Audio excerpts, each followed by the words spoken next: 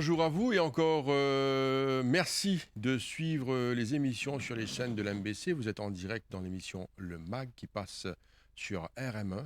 L'émission passe également sur les plateformes des réseaux sociaux de la MBC et cette émission est aussi enregistrée pour la télévision.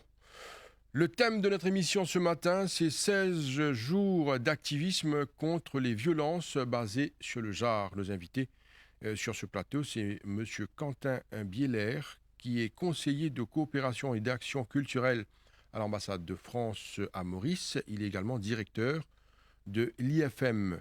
Madame Gabriela Batour, qui est mairesse de la ville de Beaubassin-Rosil, et Mélanie Valère-Cicéron, qui est présidente de Passerelle. Messieurs, dames, bonjour. Bonjour.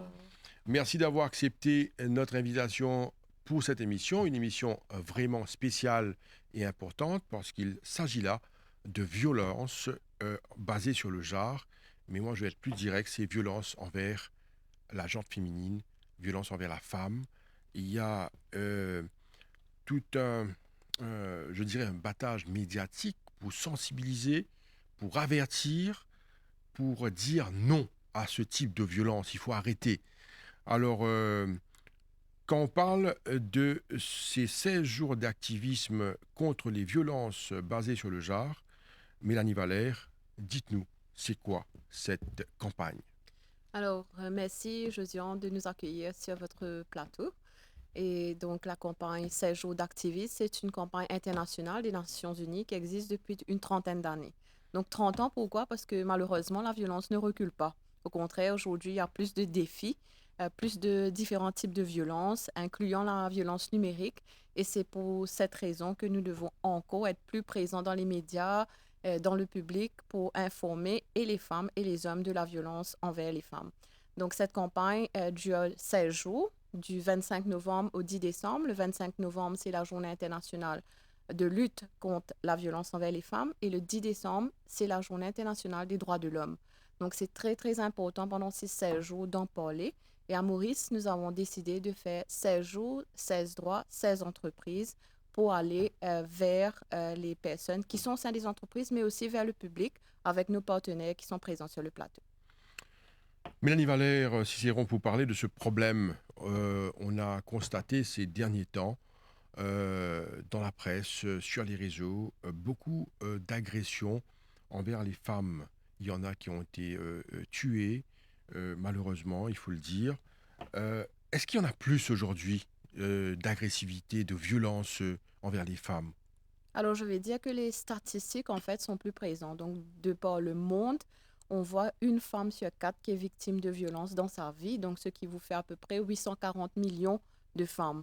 Donc, récemment, sur les 12 derniers mois, on a 316 millions de femmes dans le monde qui ont été victimes de violences de la part de leur partenaire. Et ici, à Maurice, les chiffres nous montrent qu'il y a plus de 4 000 femmes durant ces 5 derniers mois. Donc, il y a deux façons de voir. Donc, d'abord, qu'il y a effectivement la violence qui augmente. Donc, il y a beaucoup de raisons qui expliquent qu'il y a la violence qui augmente dans notre société et bien sûr envers les femmes parce qu'elles sont toujours plus victimes et aussi parce que plus de personnes osent dénoncer. Donc, les chiffres démontrent aussi le fait qu'aujourd'hui, la femme n'accepte pas d'être une victime et donc c'est pour ça que les statistiques augmentent. Madame Gabriela Batour, vous êtes la mairesse de la ville de Beaubassin-Rosil. On est content de vous avoir sur ce plateau. Merci Vous beaucoup. participez, la ville participe à cette campagne. Pourquoi cela? En tant que seule maire des 5 villes de l'île Maurice, ce sujet me touche personnellement, donc en tant que femme, et certainement en tant que maire qui porte quand même plus de 150 000 habitants. Et la réalité, éventuellement, dans la ville, c'est vraiment que nous avons quand même des femmes victimes de violences, des hommes aussi, mais plus les femmes et les enfants, donc qui sont touchés par vraiment ce gros problème. Et actuellement, de participer à cette campagne, ça fait valoir l'intérêt de dénoncer toutes ces violences et de dire il est temps de prendre conscience que ça ne peut plus continuer de la sorte. Et éventuellement, nous avons débuté notre campagne le 26 avec un lancement officiel en collaboration avec le ministère de l'Égalité des genres et du bien-être de la famille. Aussi, l'adjoint ministre, l'honorable Karen Foukoun-Bacha, qui était présente, et d'autres personnalités. Et l'association Passerelle, bien sûr, qui se trouve dans la ville de Beaubassin-Roséville. Donc, on tient à souligner que Passerelle fait un travail remarquable et évolue dans la ville de Beaubassin-Roséville depuis beaucoup d'années et en collaboration et surtout pour apporter le soutien entre collectivités locales, administration et aussi les ONG. Ça a été pour nous vraiment important. Et au sein du conseil, ça a été vraiment l'importance de collaborer et de faire cette campagne itinérante. À savoir que nous avons vraiment marqué 2 samedis pour sensibiliser dans les différents quartiers. Nous avons déjà commencé le 6 décembre dernier et notre dernière campagne se termine ce samedi. Je veux dire la semaine dernière, le 29 novembre, et cette campagne se termine ce 6 décembre à Chebel. Donc, nous sommes toujours en collaboration avec le ministère et aussi les ONG pour apporter cette symbiose entre les autorités et aussi les ONG qui font un travail remarquable. Madame Batour, cette sensibilisation, vous êtes partie prenante, vous-même en tant que mairesse et également en tant que femme. Est-ce que vous sentez que aujourd'hui, quand on parle de sensibilisation, de conscientisation, les Mauriciens comprennent? Alors, il faut bien comprendre que l'accompagnement se fait sur le long terme. Donc, avec toute l'expérience que j'ai pu avoir en tant que travailleuse sociale, je sais que de le dire, déjà, c'est un grand pas en avant. Donc, c'est pour ça de marquer, non pas seulement de sensibiliser, certainement le changement vient progressivement, mais de dénoncer, c'est déjà un pas énorme. Et définitivement de donner les informations, parce que quand on analyse notre campagne qu'on a lancée, ben, beaucoup ne savaient pas vraiment où mettre cette limite. Et je suis sûre que plus tard, nous allons parler de ce violentomètre. Certainement, il y a vraiment l'espace, et il faut créer l'espace surtout pour en parler. Définitivement, le changement vient, mais de toucher à plusieurs, ça fera qu'on pourra porter ce message de non contre la violence. Et certainement, au niveau social, c'est en grande demande et il faut le faire constamment. Donc, ce n'est pas que les 16 jours, c'est pour débuter, mais c'est un travail à long terme, surtout dans la durée. Monsieur Quentin Bieler, je rappelle que vous êtes conseiller de coopération et d'action culturelle à l'ambassade de France à Maurice et directeur de l'IFM. Alors, l'implication aujourd'hui de l'ambassade de France dans cette campagne? Ouais. Ben, tout d'abord, je tiens à rappeler que l'égalité entre les femmes et les hommes, c'est inscrit dans la Constitution française, que notre pays, la France, a adopté une diplomatie féministe en 2019, qu'elle déploie partout dans le monde. Et donc, Maurice ne fait pas exception, parce que toute cette action en faveur de l'égalité entre les femmes et les hommes, elle repose sur l'idée qu'il ne peut pas y avoir de développement durable dans aucun pays s'il y a des femmes qui vivent encore dans la peur, dans le silence et dans la violence, et que l'égalité réelle, c'est pas une option, c'est une condition de la justice et du progrès. Et ce qu'on a voulu soutenir à travers ce projet porté par l'association Passerelle, c'est la possibilité, c'est d'avoir des outils, de développer des outils qui permettent aux femmes et à leur entourage aussi de nommer, de reconnaître d'abord, de nommer et de dénoncer les violences qu'elles peuvent subir. Messieurs, dames, on est d'accord qu'aujourd'hui, beaucoup de femmes à Maurice subissent la violence, je vais reprendre les termes de M. Bieler, dans la peur et dans le silence. Il y a beaucoup de femmes qui subissent depuis des années. J'ai déjà rencontré une femme qui m'a raconté qu'elle a subi des violences depuis que ses enfants sont très petits. Et les enfants sont aujourd'hui mariés et ont des enfants. elle continue à subir cette violence. C'est-à-dire que ça date depuis peut-être une trentaine, une quarantaine d'années. Et elle est toujours restée tranquille. Elle a subi ça dans le silence pour maintes raisons que vous le savez, parce qu'elle n'a pas voulu quitter ses enfants, abandonner sa famille, sa maison et tout ça. Elle a subi tout ça. Alors, comment faire aujourd'hui pour conscientiser et dire à ces femmes qui ont subi ces violences pendant tant d'années qu'il y a une porte de sortie, il y a une solution. Comment faire, Mélanie? D'abord, ce que vous dites, c'est intéressant parce que les experts disent qu'une femme va prendre en moyenne 7 ans pour réaliser qu'elle est vraiment une victime et s'en sortir. Donc, pour quelle raison? D'abord, il y a la façon dont on a été grandi.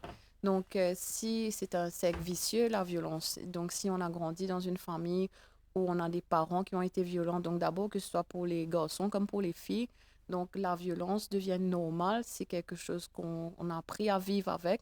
Et quand on est une femme et qu'on grandit, on se dit qu'on le mérite. Et si on est un garçon, on se dit qu'on doit se comporter comme notre père l'a fait. Et s'il n'y a pas d'éducation, parce que la sensibilisation seule ne va pas résoudre le problème, il faut beaucoup d'éducation avec les enfants. Donc, s'il n'y a pas cette éducation, on n'apprend pas à être un être humain différent.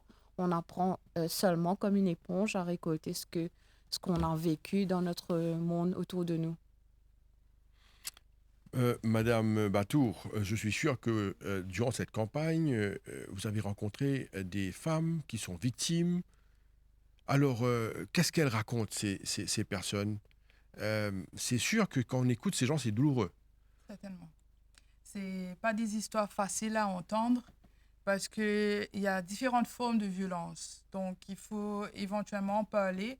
Les violences physiques, c'est ce qu'on voit dans vraiment les journaux ou même c'est vraiment à la une, bien souvent, quand on parle de féminicide. Mais les violences silencieuses sont encore plus meurtrières, je peux dire. Parce que beaucoup de femmes subissent cette manipulation et comme Madame Mélanie l'a dit, éventuellement, c'est un cercle vicieux. Des fois, on est dans ce sphère, dans ce cycle. C'est un cycle infernal où on est pris au centre dans cette violence. Et éventuellement, beaucoup de femmes parlent de différentes formes de violence. Et il y en a énormément. Les histoires, j'en ai vu, pas seulement entendu, mais aussi vu. Et c'est vraiment dire que pour en parler, c'est vraiment très, très difficile pour beaucoup. Mais cette violence, quand même, elle prend l'aspect déguisé bien souvent.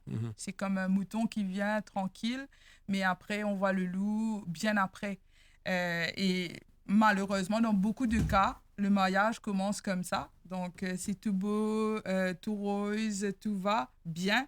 Mais c'est après le mariage, bien souvent, qu'on réalise le schéma qui suit. Et comme vous venez de le souligner, cette dame qui est restée dedans, ben justement, pendant beaucoup d'années, ça fait que beaucoup d'histoires comme elle se répètent aujourd'hui. Et d'être dans la violence et surtout pour conscientiser autour de ça, c'est pas qu'une campagne pour les femmes. Il faut aussi en parler aux garçons, jeunes garçons, et aussi aux jeunes hommes qui deviendront des pères et des époux plus tard.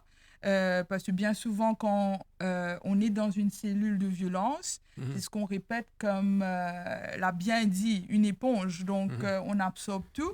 Mais quand on ne sait pas quelle est la limite, c'est là que ça se répète et on voit bien comment la société peut évoluer ou même se détériorer de par ces violences qui sont fréquentes et qui se font dans les différentes sphères. Là, je ne parle pas que la cellule familiale, et ça peut être dans toutes les sphères, au travail ou même sur la rue. Aujourd'hui, il faut en parler. Quand on marche sur la rue, il y a un bon nombre de violences. Ça peut être les violences verbales. Ça peut être aussi... de différentes formes. Oui, de différentes formes. Comme même je le l'ai dit regard. un petit peu. Même le regard. De dévisager quelqu'un, c'est vraiment, vraiment dénigrer et surtout humilier des fois. Humilier la personne de par son phénotype et son physique. Donc, c'est une violence. aussi. Monsieur Bieler, vous êtes conseiller de coopération et d'action culturelle. Quand on parle de culture à Maurice, on est dans une société patriarcale, il faut le reconnaître et l'admettre. Bien souvent, les femmes croient que, certaines femmes croient que, pour ne pas dire toutes les femmes, croient que, en fait, c'est normal de subir des violences. Il faut l'accepter parce qu'il faut rester tranquille. On est des femmes. C'est un peu ça. C'est culturel. Alors, comment changer cela? Parce que là, on parle de culture, d'une société, d'un problème de société carrément. Parce que probablement, il y a des filles dont les parents ont toujours dit, tu dois accepter, tu dois te soumettre. Un jour, tu seras marié. Et aujourd'hui, tu te soumets à tes parents et demain, tu te soumettras sous l'autorité de ton époux. Alors, comment changer cet aspect culturel? Je pense qu'il y a déjà beaucoup de choses qui ont été dites à l'instant. Il faut intervenir sur plusieurs milieux, sur plusieurs sphères, et ça passe aussi par le secteur culturel, le champ culturel plus largement, le champ éducatif, le champ de l'entreprise. Les violentomètres, ils ont vocation à être diffusés dans les entreprises, par les entreprises, dans le monde du travail. Il y a toute une responsabilité. Il est important, bien entendu, que les victimes se rendent compte elles-mêmes qu'elles sont victimes de violences, mais aussi que leur entourage les aide et les encourage aussi à s'associer au combat contre les violences qu'elles peuvent subir. Donc ça, c'est tout à fait important, que ce soit au niveau familial, au niveau du marché du travail, au niveau associatif, etc. Et aussi que le sujet soit traité politiquement par les autorités, à la fois au niveau local, au niveau national et pourquoi pas aussi international. Vous parliez de la culture, ça me permet de mentionner que la semaine prochaine, on aura un festival du film au féminin qui mettra en valeur d'abord les professionnelles femmes du cinéma, le cinéma français, mais aussi qui mettra aussi en avant le sujet de la lutte contre les violences, notamment de l'inceste, avec un documentaire qui sera diffusé à l'IFM, à l'Institut français. Et puis, dans le champ éducatif aussi, nous agissons. La semaine dernière, nous avons accueilli à l'Institut français de Maurice des rencontres pour l'égalité en milieu scolaire. Tout ça a été organisé par le lycée La Bourdonnais, donc un établissement scolaire à programme français, mais en lien aussi avec des associations, et plusieurs écoles ont participé à ces discussions tout à fait intéressantes pour vraiment revenir sur non seulement la lutte contre les violences, mais plus largement le combat pour l'égalité entre les femmes et les hommes, entre les filles et les garçons. Messieurs, dames, on va rentrer dans un moment sur cette campagne 16 jours, 16 droits, 16 entreprises. Certainement, il faut en parler. Mais seulement, je voudrais vous saluer. Déjà que cette campagne réunit la politique, réunit les ONG, réunit l'ambassade. C'est-à-dire que, pour moi, c'est une première. Et j'aimerais vous féliciter pour ça. Parce que, bien souvent, on a besoin qu'il y ait cet aspect de prise de conscience politique, cette prise de conscience de terrain avec les ONG, et aussi cette prise de conscience au niveau international, et savoir comment ça se passe également à l'étranger et avoir ce soutien. Moi, je vous remercie pour cet état de choses, parce que là, je sens que on s'est battu pendant des années, on a fait plusieurs émissions sur la situation des femmes, mais là, je sens qu'il y a quelque chose qui va sortir, et ça, c'est vraiment encourageant. Alors, 16 jours, 16 droits et 16 entreprises. On va parler de ce projet. Allez-y, je vous laisse débattre là-dessus. Pourquoi, en fait, 16 jours, 16 droits, 16 entreprises? Allons se concentrer peut-être sur les entreprises. Pour quelles raisons? Donc, je pense que déjà, l'entreprise, l'endroit où on travaille, notre lieu de travail, parfois, c'est le seul endroit sécurisé pour la femme. Donc, si elle est victime de violences chez elle, donc, très souvent, c'est dans son lieu de travail que finalement, elle se sent en sécurité, où elle peut poser des questions, où elle peut juste souffler, où elle peut ne pas être une victime et être une autre personne. Donc, malheureusement, on le dit souvent que le maquillage, ça peut cacher certains bleus, ça peut cacher certaines peines, etc. Et c'est vrai. Donc là, il y a deux façons de voir. Donc déjà que la personne, elle se libère de ce qu'elle vit chez elle, elle va dans son travail et elle est une autre personne. Mais sur le travail, elle peut aussi poser des questions, elle peut aussi faire des appels et elle peut essayer de parler avec un collègue pour avoir un soutien. Et c'est là où c'est important. Le soutien des collègues aussi est très important. C'est pour ça que nous voulons sensibiliser au sein des entreprises. Mais pas que, c'est aussi parce que nous nous rendons compte que les personnes qui vont travailler, qui ont des horaires de travail difficiles, qui terminent très tard, malheureusement, ils ne participent pas aux campagnes de sensibilisation qui sont organisées par les autorités, par la municipalité, etc., parce qu'ils sont au travail à ce moment-là. Donc, c'est aussi pour cette raison-là. Et peut-être que Quentin, vous pouvez parler de cette importance pour les entreprises et le rôle, justement. Allez-y. Oui, dans l'entreprise, je pense qu'il y a plusieurs acteurs importants, mais en fait, il faut vraiment mobiliser toute l'entreprise. Il y a bien sûr les responsables de ressources humaines, les représentants du personnel, les syndicats, mais il faut aussi mobiliser n'importe quel collègue. Encore une fois, l'entourage, c'est clé. Le lieu de travail, ça peut être un lieu où des violences sont commises, mais ça peut être aussi un lieu de refuge et de protection. Et donc, il est important de faire en sorte que ce soit bien le cas, qu'il y ait une information sur les violences, qu'il y ait une sensibilisation au fait qu'on peut les combattre et les dénoncer et les reconnaître. Et c'est notamment tout l'objet de ce violentomètre dont on espère une diffusion assez large dans les entreprises. Madame Batour. Alors, certainement, on a constaté qu'au niveau de la mairie, nous avons beaucoup de femmes maintenant. Donc, le genre, on peut dire que même pour les travaux réservés aux hommes, c'est fait par les femmes. Donc, notamment, elles se réveillent, comme Mélanie l'a bien dit, très tôt le matin, elles se retrouvent dans un milieu masculin.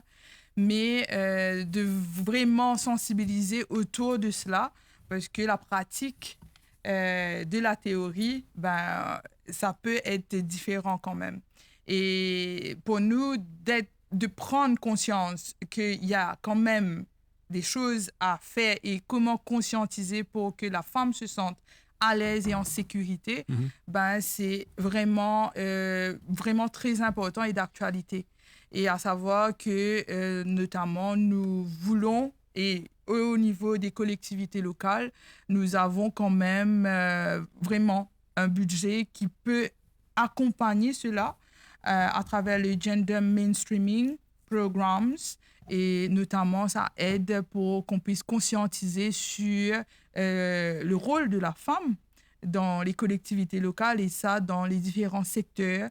Ça peut être au niveau de la santé ou aux travaux publics et aussi au niveau du département de bien-être. Et les femmes, maintenant, évoluent encore plus, notamment la prise de décision aussi. Donc, avoir ce regard sur la femme, étant femme, ça aide aussi à apporter quand même des prises de responsabilité et aussi comment conscientiser pour qu'au niveau des collectivités locales, nous puissions créer un espace sécurisé pour la femme.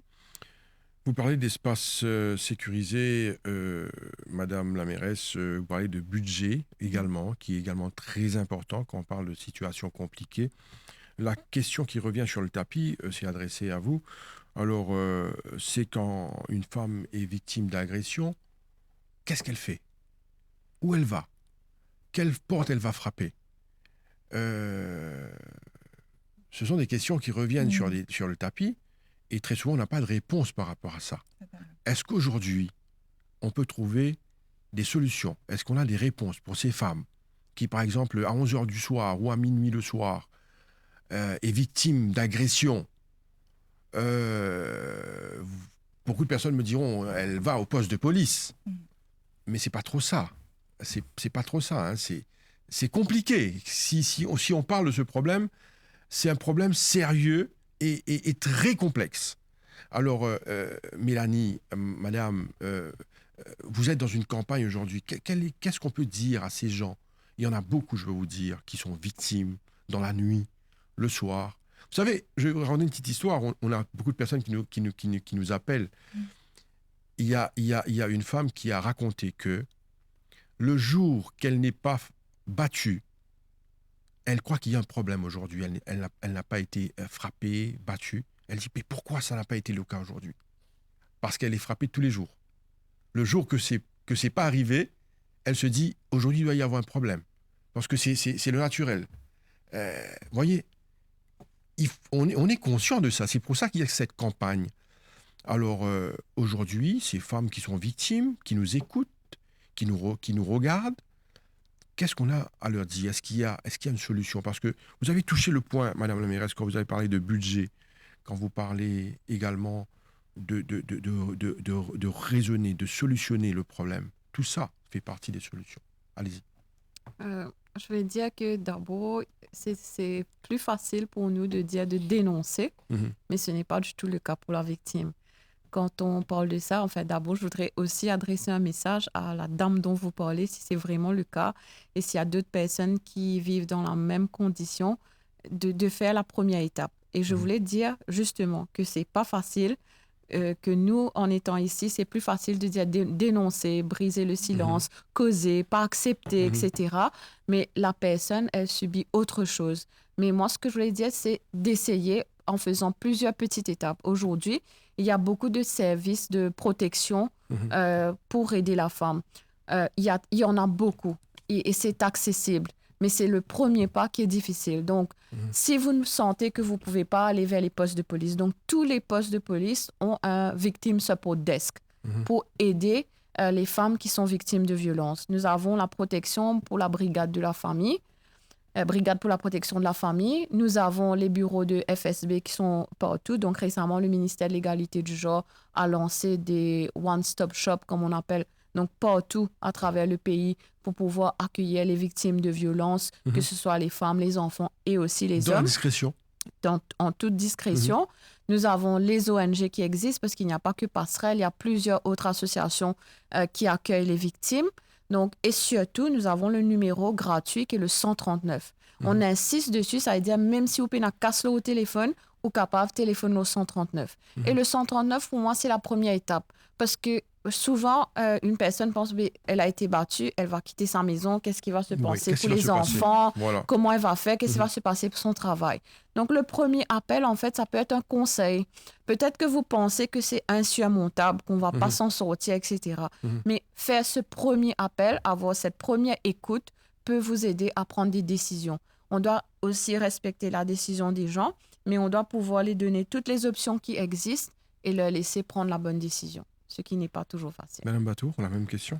Pour nous, cette campagne, justement, contre la lutte des violences, c'était dans l'idée de faire de la mairie un portail pour aider justement ces dames à avoir les numéros essentiels. Bien souvent, nous avons l'information, mais elle n'est pas vraiment canalisée à un lieu précis. Et pour nous, la problématique, c'est que bien souvent, à 11h du soir, où on court, qui frapper à quelle porte et qui peut m'aider dans cette situation et où aller bien souvent. Et pour nous, l'idée, justement, on en a discuté avec Mélanie et aussi le ministère, comment faire que les numéros essentiels se retrouvent sur un même pamphlet, sur une même plateforme. Et ça, c'est à travers le website que nous avons chez nous. Et la campagne, justement, a été lancée pour vulgariser toutes ces informations-là. Même au niveau de la Sécu, donc le ministère de la Sécurité sociale qui se trouve dans la ville de Bourg-Saint-Rosile, comment faire ce schéma pour que celle ou celui qui se retrouve en danger et qui a besoin d'aide puisse appeler les numéros nécessaires au moment qu'il faut. Et certainement, l'accompagnement vient de différentes instances. Et c'est là que l'importance d'avoir des ONG qui opèrent, qui fonctionnent au sein de la ville et avec qui nous sommes en collaboration devient très pertinent. Et aussi d'avoir le soutien du ministère de l'Égalité des genres. Et nous avons un siège, justement, qui touche à toutes les violences et qui peut accueillir les victimes en journée. Mhm. Mais en soirée, ben, les numéros essentiels pour nous, c'est comment donner l'information et que la mairie soit supportable, justement, parce que nous avons les complaintes, oui, mais comment faire que on puisse aider dans l'autre sens. Donc, c'est ça l'idée, éventuellement, au niveau de la mairie. Est-ce que les policiers, ceux qui accueillent ces personnes en danger, Mm. sont formés? Oui, il y a des formations continues qui Mhm. se font par différents ministères. Il y a un dernier qui vient se faire par les Nations Unies. Et c'est pour former les policiers, le personnel hospitalier, Mhm. les éducateurs, etc. Mais je pense que c'est aussi une question de mentalité. Parce que très souvent, ces personnes sont traumatisées. Parce que au niveau des postes de police, ils ont cette obligation. Au niveau de l'hôpital, ils ont l'obligation de rapporter les cas. Mais et la loi aussi, donc nous avons une législation qui protège les victimes, qui va être encore une fois révisée pour mieux protéger les victimes. Mais tout, pour moi, c'est une question d'éducation et de mentalité. Donc malheureusement, il y a certains policiers, je vais dire que certains, qui parfois ne donnent pas le service qu'il faut ou sinon se permettre de conseiller à la dame Béré, tout que tout m'arrive, Oui. c'est une calotte, ça pas Oui. grave. Mais quand même, je vais remercier les policiers parce que la Mhm. plupart d'entre eux, c'est la première personne que la victime va rencontrer et la plupart d'entre eux insistent pour que la victime soit protégée. Nous avons des policiers extraordinaires qui ont insisté pour que les victimes quittent le lieu et souvent, malheureusement, les victimes ne veulent pas, même s'ils ont appelé à l'aide parce que le policier arrive, elle dit finalement, je vais rester. Donc, mais il faut continuer parce que chaque victime, en fait, son histoire est différente. Il ne faut pas s'arrêter, se décourager à la première victime qui a dit finalement, on va penser que l'autre victime aussi va faire la même chose. Non, il faut tout le temps donner le meilleur service qu'il faut aux victimes. Monsieur Quentin Bieler, alors aller vers les entreprises, vers ces lieux où ces personnes travaillent, est-ce que la sensibilisation s'est bien passée dans les entreprises? Comment ça se... Pour l'instant, moi, je ne sais pas encore Oui. comment ça se passe dans les entreprises, mais je serais Oui. intéressé de le savoir. Oui. Je pense que c'est vraiment un lieu très important. Après, il y a aussi des espaces d'accueil pour les femmes victimes de violences. Donc, il y a notamment le projet Carrousel de l'association Passerelle, auquel moi je veux vraiment rendre hommage, qui s'inspire de l'expérience du SAMU social de Paris. Donc ça, c'est tout à fait intéressant, qui l'adapte au contexte mauricien. Et ce projet est aussi soutenu, je me permets de le mentionner, par le Centre communal d'action sociale de la Plaine des Palmistes, qui se trouve à La Réunion. Donc là, on a un bel exemple de coopération entre les îles Sœurs de l'océan Indien et avec des solutions innovantes et adaptées à la réalité du terrain. Vous avez parlé de La Réunion. Dites-nous comment ça se passe à La Réunion ou en France, par exemple pour les femmes qui sont agressées, les victimes.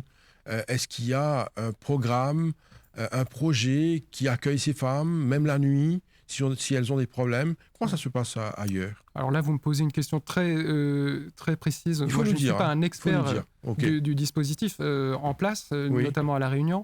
Ce que je sais, c'est qu'il y a quand même eu un renforcement des outils. Alors, il y avait ce violentomètre qui a lui-même été conçu par des acteurs locaux en France, notamment de la région parisienne, et puis qui a fait un peu tache d'huile, cet outil. Il y a des dispositifs d'accompagnement de réponse d'urgence avec, je crois, la fourniture à des femmes victimes de kits de protection, faire en sorte qu'elles soient protégées, mises à l'abri de leurs conjoints violents. Il y a eu vraiment un renforcement de ce souci de mettre les femmes victimes à l'abri de nouvelles violences. Ça, c'est vraiment la clé, je pense, pour qu'elles puissent se reconstruire, qu'elles puissent surmonter le traumatisme de leur violence et ne pas subir de nouvelles violences. Mélanie, quand on parle de violence envers les femmes, très souvent on a cette image que certaines femmes dans certaines régions qui sont les victimes. Mais il faut dire aujourd'hui que beaucoup de femmes qui sont chefs d'entreprise ou qui sont des professionnels, qui ont ces problèmes. Oui, Peut-être c'est moins médiatisé, mais vous qui êtes sur le terrain, est-ce que vous pouvez nous dire, est-ce que ça touche toutes les femmes, beaucoup de femmes, dans toutes les sociétés, toutes les couches, ou est-ce que ça vise quelques personnes dans certaines régions spécifiques? Non, effectivement, ça touche toutes les femmes, comme on dit, toutes les femmes de toutes les couches sociales et de toutes les religions. Malheureusement, la violence n'a pas un visage particulier. Mhm. Et d'où l'importance de cette campagne au sein des entreprises, parce que ce sont les personnes qui vont avoir un peu plus de difficultés à venir de l'avant et à dénoncer. Donc, on parlait du violentomètre. Donc, comme Quentin le disait, Mhm. ça vient de la ville de Paris et c'est un outil de prévention. Aujourd'hui, ce violentomètre français est un exemple dans le monde parce qu'il y a plusieurs pays qui ont traduit le violentomètre. Donc, à Madagascar, le violentomètre a été traduit en malgache, à La Mhm. Réunion. Donc, nous, à Maurice, ça a été traduit en créole mauricien Mhm. pour pouvoir toucher plus de personnes. Donc, si vous me permettez, Allez-y, avec grand plaisir. j'explique ce que Oui. c'est que le violentomètre. Donc, c'est comme une règle qui permet une évaluation individuelle du type de relation dans lequel vous vivez. Mhm. Donc, toute la partie verte explique que c'est une relation acceptable, ce que vous pouvez accepter. Donc, ça veut dire que la personne vous fait confiance, que vous vous sentez épanoui. Mhm. Et puis, il y a la partie orange. Donc là, c'est la partie inquiétante. Il faut se poser les bonnes questions, Mhm. poser des questions, demander de l'aide, se renseigner sur ce qu'il y a autour. Et bien sûr, la partie rouge, c'est la partie où il faut dire stop.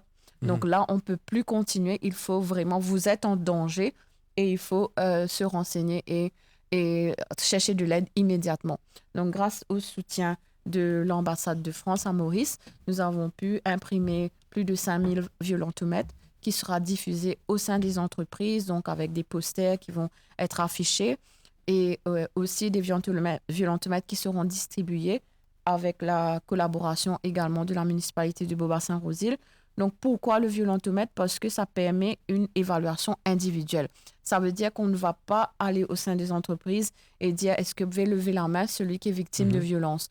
Donc, vous prenez votre violentomètre, vous allez à votre place, dans votre bureau, vous le ramenez à la maison et cela vous permet, Vous lisez et vous réfléchissez. voilà, de réfléchir Ok. et de vous répondre, de Ok. répondre à ces Est-ce que questions vous pouvez nous vous-même. dire juste qu'est-ce qui est mentionné sur la partie verte, par exemple? Par exemple, la partie verte, ça dit donc ton partenaire respecte tes décisions, Oui. accepte tes amis, la famille, donc ne t'isole pas, par exemple, te fait confiance et il aime te voir épanoui et il prend la peine de demander ton accord. Le consentement, c'est très important dans une relation. Donc, la partie Non, on va aller orange, dans l'autre extrême, dans la partie dans rouge. l'autre extrême, donc on va dire que, par exemple, il menace de se suicider à cause de toi. Donc, si tu veux pas faire quelque chose et puis il te dit, mais si tu vas pas faire ça, ben attends, pour me pas Ok, suicider à des cause menaces. de toi. Des menaces. Oui, donc il t'oblige, par exemple, à avoir des relations sexuelles non consentantes. Ok. Donc, il y a tout cet extrême-là, bien sûr, qu'il te tape, qu'il il te culpabilise, te dit que tu es folle. Donc, ça arrive souvent dans les relations. Et donc, cette traduction-là, c'est importante parce que certaines personnes arrivent au sein... C'est un outil vraiment important. C'est un outil très, très important et j'espère qu'on pourra faire encore plus de diffusion. Donc là, déjà, avec... Vous allez m'en le donner un, c'est important pour moi aussi. Oui, et à la fin de l'émission... Je dois voir où je me situe là-dedans. Hein. Oui, ben oui, Ok. parce que vous avez raison, les hommes aussi Bien peuvent sûr. bien se Bien situer sûr. dedans. Ouais. Bien sûr. Alors, malheureusement, on va terminer l'émission en 5 minutes. Hein, ça passe tellement vite. Alors, on fait un tour de table pour conscientiser, pour sensibiliser.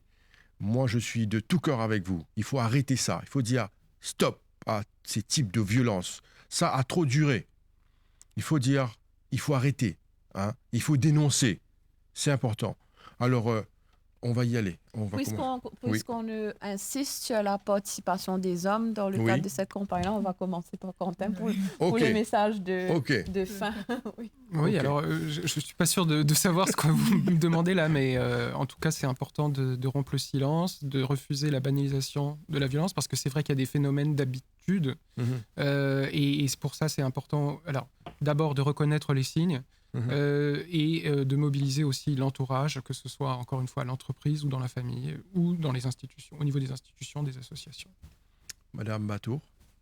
Tout d'abord, moi, je dirais que nous sommes tous nés égaux et aussi nous avons droit à notre dignité. Et en tant que femmes, Au respect, surtout, au respect. bien sûr, nous avons droit à cela, surtout pour les petites et petits qui commencent, qui seront l'avenir de demain, ben de vraiment dire que comment mettre un frein aux violences et sensibiliser à plus de respect et surtout une société quand même qui puisse être en symbiose avec tout le monde. Donc pour moi, mon mot de la fin, c'est vraiment dire on n'en peut plus. Il est temps de prendre conscience qu'une victime de trop, c'est de trop. Donc d'avoir une mode où vraiment une sœur, ça peut être une sœur, ça peut être une cousine, ça peut être n'importe qui de notre localité ou même du pays. Pour nous, c'est vraiment un appel à l'aide et dire il faut mettre un frein à cela. Et de concert, et vraiment apporter cette collaboration avec tous pour la même cause, c'est là que nous pourrons apporter vraiment un changement et faire que l'avenir soit beaucoup plus meilleur. Mélanie? Donc d'abord, j'aimerais remercier les partenaires, donc remercier les médias, donc comme la MBC qui tout le temps nous donne la parole pour nos campagnes de sensibilisation. Vous l'avez dit, donc ce n'est pas la première fois qu'on parle de la violence envers les femmes à la MBC dans votre émission. Donc merci à mes partenaires qui sont présents ici parce que encore une fois, on a besoin d'actions coordonnées, on a besoin de travailler ensemble pour y arriver. On n'a pas la prétention à Passerelle de penser qu'on peut tout faire et qu'on sait tout faire. Donc, on a besoin de l'expertise de France, de l'île de la Réunion. Donc, Quentin l'a mentionné. Donc, je voudrais remercier le CCAS de la Plaine des Palmistes de l'île de la Réunion qui nous accompagne. Parce que l'accompagnement social professionnel, c'est un concept très complexe et on a la chance de bénéficier de leur soutien et qui pourra être bénéfique aussi pour tout le pays. Donc, à la municipalité de Bourg-Bassin-Rosile qui nous donne tous les espaces nécessaires et aussi le soutien. Et peut-être que demain, à travers Quentin, à travers d'autres partenaires de l'ambassade de France, on pourra avoir d'autres experts au niveau de la France qui pourra aider les ONG ici à Maurice parce que, comme il a dit, pour Carousel, on a fait appel au SAMU social de Paris. On a été en stage pour pouvoir emmener ce concept ici. On va commencer avec l'équipe maraude du SAMU social de Passerelle bientôt et on espère avoir une maison pour les femmes victimes du sans-abrisme également, qui sont d'autres victimes de violences. Donc, il y a tant à faire et on ne peut pas le faire seul. Donc, il y a tous ces partenaires-là qui sont très importants. Et mon dernier message serait pour les hommes, parce qu'il est important de mentionner que quand on milite pour les droits de la femme, ce n'est pas militer contre les hommes, ce n'est pas piétiner le droit des hommes. Et on a besoin des hommes dans ce combat. Non seulement parce que les féminicides sont causés par les hommes, mais aussi parce qu'on pense que les hommes qui parlent aux hommes, qui communiquent avec les hommes et qui sont des modèles pour les autres et pour la future génération, c'est ce qu'il faut. Donc, voilà. Déjà, Quentin et moi, on est avec vous. Hein. Voilà. En tout cas, on vous soutient. Voilà. Hein. Et 2 par 2. C'est très bien. Et ne pas oublier le 139. Alors, juste une dernière chose. Je trouve ça très bien de faire cette campagne dans les entreprises. S'il y a des entreprises qui ont besoin de personnes, de professionnels pour venir parler, est-ce que vous êtes disponible? Qu'est-ce qu'il faut faire? Peut-être qu'il y a des entreprises qui seront intéressées à faire venir des professionnels comme vous pour parler, s'adresser et conscientiser et sensibiliser. Alors, Oui, le bien-être des employés, un employé qui se sent bien, un employé qui n'est pas victime de violence et qui se sent évoluer dans un environnement sain, c'est bien sûr un employé qui sera plus productif. Et donc, nous faisons un appel aux entreprises. Donc, si vous voulez bien nous accueillir pour faire de la sensibilisation, la distribution du violentomètre, c'est possible. Ils peuvent appeler au 588-2000. 588-2000, c'est la hotline du Passerelle. Et bien sûr, aux victimes, à ne pas oublier la hotline gratuite qui est le 139.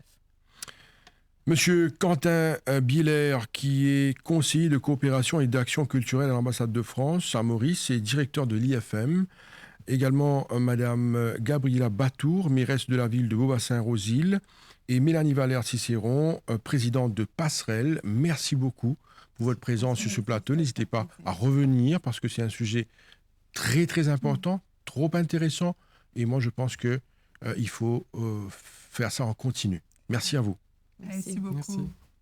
Et voilà, nous sommes arrivés à la fin de l'émission Le MAG pour aujourd'hui. Merci à vous de nous suivre. Restez branchés sur les chaînes de l'MBC. Bonne journée à vous. Au revoir.